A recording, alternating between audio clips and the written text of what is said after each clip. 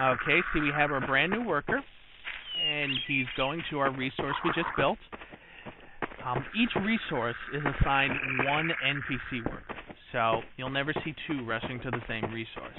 See, he's zigging along faster than I can follow him. He's just burrowed. Let's see if I can catch him. Oh, I think I just missed him. Yep. So there he goes. Burrowing again. A fast little bugger. See, here he comes. Wait for him to make his path one more time. He's on a pretty small circuit right now. Here he comes out of the burrow. Goes to the plant, gathers, goes down the burrow, comes out down here, drops it at the resource, and goes back. This is a very advantageous thing to have on a team, because once again, the faster we gather resources, the quicker everything goes. This gets especially a big problem when you have a large team, as every time a resource is gathered, it's split up amongst everyone on the team, and you can have some serious resource problems with a lot of people. Another command you might want to be familiar with is the remove pheromone path command. If you make a pheromone path by accident and you want to remove it, just look at your pheromone path, tap the remove pheromone path button, or /structure button, and it'll remove the path. Now, there isn't really anything wrong with leaving bad paths up there, since the NPCs will always take the shortest route.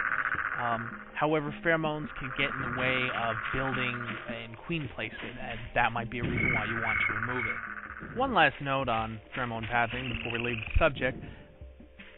The remove current pheromone path can be useful if, for example, you're making a pheromone path and realize you're taking it the wrong way, or have turned it into a really stupid curlicue like I'm making right now. To do that, you just press the remove current pheromone path key, and your pheromone path disappears. Now that we've covered upgrades and resources and how they work, pheromone pathing, the next subject, of course, is building. Now, building is perhaps one of the most fun things, in my opinion, in the mod. To build, you tap the Q key, or whatever you've set the build structure to, and the build structure screen appears. On this screen, you can purchase any of the plants you have access to, right here. To purchase a plant for selection, you simply click on it, or you can press the number up by its entry. In addition to structures on this screen, you can also buy additional pheromones. It's option number 7. The amount of resources required for any structure is in brackets right next to the name. For example, this Dishida, the ant resource, requires 20 resources. The ant resource building is, of course, used to gather resources. You put it on resource points. The upgrade, which you saw me building earlier, is the Reflexia for ants. It costs 75 resources to build, and you have to put that on upgrade points. Besides those 2 buildings, the other buildings can be placed just about anywhere you'd like on the map that there's room. And I'll cover the buildings in detail a bit more later, but let me go ahead and build a building real quick. A cactus. I'll talk about it later. Now, when I have a building, you'll see I get an outline of it. When the outline is red, it means I can't build. And when it turns to its natural color, it means I can build in that location. You can't build too close to a queen, and plants have a radius around them that you can't build other plants. So be careful about that. Now, to build, once we have the plant about where we'd like it, we just hit the fire button, which is mouse 1 for most of you, and it starts to fill. See our little plant growing, and it's going to fill out this outline. The building is non-functional until it completely fills the outline. As we look at the building, we can also see its health. It's got 100% health right now. As a worker, if you hit option 2, this is the same for both of them, you can repair any of your friendly buildings. It's just a fire button once you aim at it. And I'm just going to let that build. And here we have our cactus, big, wavy, and completely done.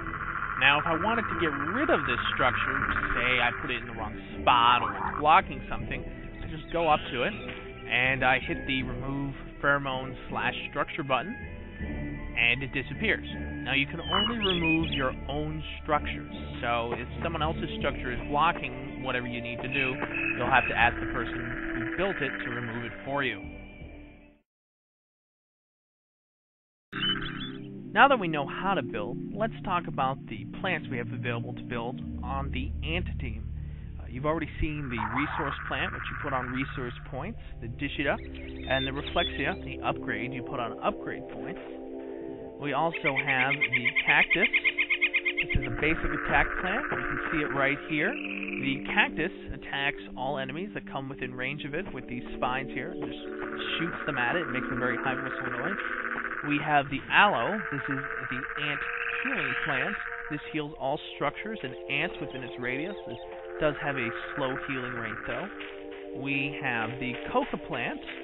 The coca plant drops these little berries right here, and when you touch them, your ant goes much faster, and they have more stamina. So you can see here. It also damages termites that try to eat the berries. And last, we have this plant here. I'm going to show its text here, because I'm not going to try to pronounce its name. This plant here will confuse enemies that get near it, and it damages them if they stay close to it. Some building tips for ants. First of all, one of the most effective combinations for ants, and generally for either team, is to put your attack shooter plants next to your healing plants. Your healing plants are going to keep your shooters repaired. It'll maintain them. You won't have to babysit them. It'll make them much harder to destroy, as your aloes are going to heal the cactuses as they're damaged by enemies. The other really effective thing to do with aloes is to put them in groups together. An aloe's healing effect isn't incredibly high by itself, but a few aloes near each other combine their effects on anyone within both their ranges. Your confused plant over here is generally going to help the effectiveness of any defense area. What it will do is, when any kind of enemy comes near it, it's going to confuse them, it's going to screw up their attacks, hide it amongst the cactuses, put it behind rocks, because it doesn't need a direct line of effect. The coca plant is generally useful where you spawn. It's nice to put if you can get the berries to be eaten by workers, as they'll move a little faster to gather their resources. And although they move pretty fast already, but just anywhere you need a little extra speed. Most of the time, as you're building, you're probably going to be building the cactuses and the aloe combinations, as that building setup is going to give you the breathing room to build the other more luxury plants.